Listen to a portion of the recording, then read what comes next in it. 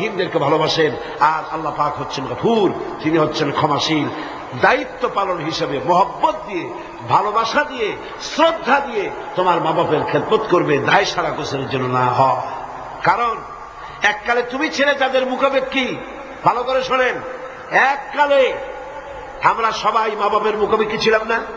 বলেন ছিলাম না?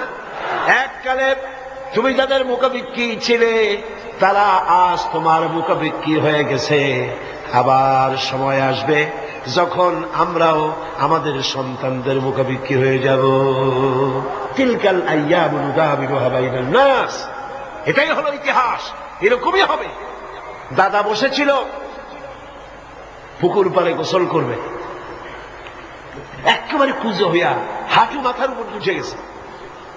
নাতি কাছে গিয়ে বলছে, দাদা বর্ষিটা কত দিয়ে কিনছ? দাদা তো বর্ষির মতো কুঁজো হয়ে গেছে। দাদা রসিকতা বুঝতে পেরেছে। দাদা বলছেন, ভাই কেনা লাগবে না, সময় আসলে তুমিও একটা ফ্রি পাবা। কাজে আজকে আমরা এক সময় অসহায় ছিলাম, মা বাপ আমাদেরকে যত্ন করে লালন পালন করেছে। আজ তারা অসহায়, তুমি তাদেরকে যদি মর্যাদা দাও, তুমি তখন অসহায় হবে, তোমার সন্তান তোমাকে অবশ্যই মর্যাদা দেবে।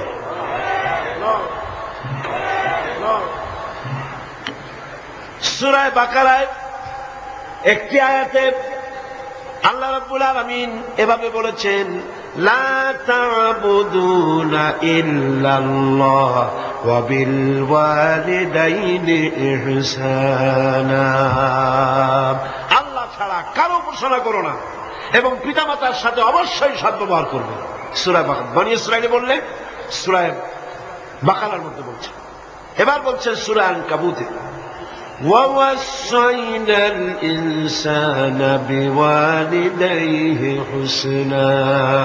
কত জায়গায় বলতেছেন আল্লাহ, আমি সমগ্র মানব মণ্ডলীকে তাদের পিতামাতার সাথে সদ্ব্যবহার করার জন্য উপদেশ দিচ্ছি, নির্দেশ দিচ্ছি।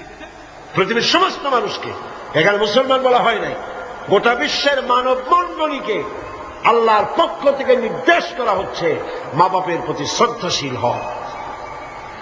সূরা কাহফে বলা হয়েছে, وَوَصَّيْنَا الْإِنسَانَ بِوَالِدَيْهِ إِحْسَانًا حَمَلَتْهُ أُمُّهُ كُرْهًا وَوَضَعَتْهُ كُرْهًا وَحَمْلُهُ وَفِصَالُهُ 30 شهرا। আমি মানব গোষ্ঠীকে নির্দেশ করেছি, তোমার পিতামাতার ইহসান করো। তোমার মা তোমাকে গর্ভে ধারণ করেছে অত্যন্ত কষ্টের সাথে, আর ডেলিভারিও করেছে অত্যন্ত কষ্টের সাথে, আর 30টি মাস ধরে নিজের বুকের দুগ্ধ দিয়ে খাওয়াইয়া তোমার মানুষ করছে। খবরদার মা বাবার সঙ্গে নাফরমানি করে। মায়ের পেটের ভিতরে যখন সন্তান থাকে, পেটের ভিতরে যখন সন্তান থাকে, সন্তান নড়াচড়া করতে থাকে, মা বাবার স্বাভাবিক, মায়ের স্বাভাবিক অবস্থা তখন আর থাকে না। লক্ষ্য করেন, মায়ের স্বাভাবিক অবস্থা থাকে না, ক্ষুধা কম হয়ে যায়, খেতে পারে না, মাথা ঘুরাতে থাকে, শরীরের ভিতরে একটা অস্বাভাবিক অবস্থা বিরাজ করে, তার মাসিক অসুখটা বন্ধ হয়ে যায়। আল্লাহ রাব্বুল আলামিন তাকে খাওয়াবার জন্য, পেটের ভিতরে সন্তান বড় হচ্ছে, এই সন্তান খাবে কি, সেজন্য আল্লাহ রাব্বুল আলামিন মায়ের নাভির সঙ্গে আর সন্তানের নাভির সঙ্গে একটা তার লাগায় দিয়া মায়ের মাসিক রক্তগুলি, এগুলি সন্তানের শরীরের ভিতরে, সন্তানের শরীরকে দিয়ে আল্লাহ পাক বড় বানায় দেন। আর মা তখন দুর্বল হতে থাকে।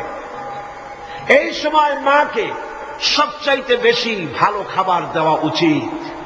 আমার দেশে মানুষেরা বোঝে না, পৃথিবীতে অপুষ্টি জনিত রোগে সবচাইতে ভোগে পৃথিবীর মধ্যে নারী মেয়ে লোকেরা। সবচাইতে অপুষ্টি জনিত রোগে কারা ভোগে? মেয়ে লোকেরা। সেদিকে আপনাদের লক্ষ্য রাখা দরকার। আপনার সন্তান ধারণ করেছে, আপনার বংশকে রক্ষা করার দায়িত্ব পালন করছে স্ত্রী। তার সন্তান, তার পেটে যখন সন্তান এসেছে, তখন তাকে ভিটামিন খেতে দিতে হবে, ক্যালসিয়াম খেতে দিতে হবে, দুধ খেতে দিতে হবে, মাছ খেতে দিতে হবে, শাক খেতে দিতে হবে, গোশত খেতে দিতে হবে, ভালো ভালো খাবার তাকে দিতে হবে। এটা দেওয়া দায়িত্ব আপনার। তার রক্তগুলি সব সন্তানের মধ্যে চলে যাচ্ছে। এখন দেখুন আল্লাহ রাব্বুল আলামিন কি করছেন, রক্তগুলি নাভির ভিতর থেকে পাইপের মধ্য থেকে শরীরের মধ্যে আল্লাহ দিয়ে দিচ্ছেন, মুখের মধ্যে দিয়ে আল্লাহ খাওয়ার নাই, মুখটাকে আল্লাহ পাক পবিত্র রেখে দিলেন, যাতে করে দুনিয়া আসার পরে বান্দা যেন ওই পবিত্র মুখ দিয়ে আল্লাহ রাব্বুল আলামিনের নামের জিকির করতে পারে। দুনিয়ায় যখন আসলো, সন্তান যখন দুনিয়া আসলো, লাইনটা কেটে গেল। কয়টা লাইন ছিল বোঝেন না কথা? মার পেটের মধ্যে লাইন ছিল কয়টা খাবারে? একটা লাইন ছিল।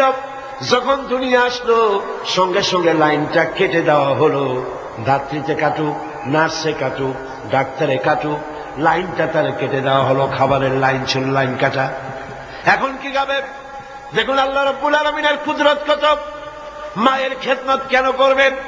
পেটের মধ্যে বসে তার রক্ত খেয়েছেন, তার রক্ত দিয়ে আপনার শরীর বড় হয়েছে। আর দুনিয়া আসার পর যখন একটা লাইন কেটে দেওয়া হলো, লাইন একটা কেটে গেল, আল্লাহ পাক বুকের মধ্যে দিয়া মায়ের বাচ্চার মুখের মধ্যে ডবল লাইন চালু করে দিলেন। ডবল লাইন চালু করে দিয়েছেন, দুধ এসে গিয়েছে। এই দুধ সৃষ্টি করেছেন কে? সন্তান ক্ষুধা লাগলে বলে চাইতে পারে না, বলতে পারে না। আল্লাহ রাব্বুল আলামিন মায়ের কলিজার ভিতরে এমন আকর্ষণ দিয়েছেন সন্তানের প্রতি। সন্তান যখনই ক্ষুধা লাগে, সন্তান কাঁদতে থাকে, আর কান্নার আওয়াজে মায়ের কলিজার ভিতরে অসহ্য বেদনা শুরু হয়ে যায়, সন্তানের প্রতি আকর্ষণ সৃষ্টি হয়ে যায়। যত কাজ থাকুক না কেন সব ফেলে দিয়ে মা দৌড়ে গিয়ে কলিজার টুকরা সন্তানকে বুকের সাথে জড়াইয়া ধরে। সুবহানাল্লাহ। এজন্য বাচ্চা যখন গর্ভে থাকে, আল্লাহ নবী বলেছেন, আল মারআতু ইযা হামিলাত কানা লাহা আজরুস সাইমিল কায়িম আল মুখবিতিল মুজাহিদ ফি সাবিলিল্লাহ। আল্লাহ পাকের নবী বলেন, মায়ের পেটে যখন সন্তান থাকে, এই সন্তান পেটে থাকার কারণে রাতের বেলা যে ঘুমাতে পারে না ঠিক মতো, সারা রাত দাঁড়ায় দাঁড়ায় ইবাদত করলে যত সওয়াব হইতো, আল্লাহ পাক মায়ের আমলনামায় সেই সওয়াব লিখে দেন। মা যে খেতে পারে না ঠিক মতো খেতে পারে না, এই জন্য 10টি মাস রোজা রাখতে পারে যে সওয়াব হতো মায়ের আমলনামায়, আল্লাহর নবী বলেন রোজার সওয়াব আল্লাহ পাক তার আমলনামায় লিখে দেন। সে যে কষ্ট বরদাস্ত করে, এই কষ্ট বরদাস্ত করার জন্য পেটে ধারণের কষ্ট আর ডেলিভারির কষ্ট বরদাস্ত করার কারণে পুরুষেরা জিহাদ করে যে সওয়াব পাবে, মা সন্তান পেটে ধরে ডেলিভারি করে সন্তান মানুষ করে সেই জিহাদের সওয়াব পাইয়া যাবে। সুবহানাল্লাহ, জোরে বলেন সুবহানাল্লাহ। আমার বন্ধুগণ, এসব আল্লাহ পাক মানুষকে দান করেছেন। মা বাপের খেদমত করতে বলেছেন, মাকে ভুলে যেও না, মায়ের প্রতি শ্রদ্ধাশীল হও, মায়ের জন্য আল্লাহর কাছে দোয়া করো, আমার কাছে মা বাপের জন্য প্রার্থনা করো। রব্বির হামহুমা কামা রব্বায়ানি সগীরা। পড়েন সবাই, রব্বির হামহুমা কামা রব্বায়ানি সগীরা। হে আল্লাহ, আমার মা বাপ যেমন স্নেহের কোলে আমাকে লালন পালন করেছে, তুমিও আমার মা বাপকে তোমার রহমতের কোলে লালন পালন করো।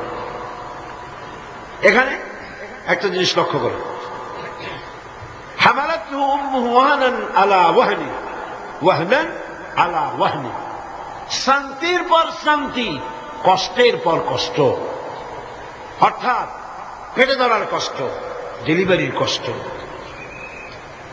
এই যে কষ্ট মা বহন করছে, এই কষ্টের ঋণ মানুষ সন্তানেরা কোনদিন শোধ করতে পারবে না। পারবে? সন্তান যদি তার বুকের চামড়া দিয়া মায়ের জন্য এক জোড়া জুতা তৈরি করে দেয়, পিঠের চামড়া নয়, সন্তান যদি তার বুকের চামড়া দিয়া মায়ের পায়ের এক জোড়া যদি জুতা তৈরি করে দেয়, মায়ের এক ফোঁটা দুধের হক আদায় হবে না। আল্লাহ পাক বলছেন, ওয়া ইন জাহাদা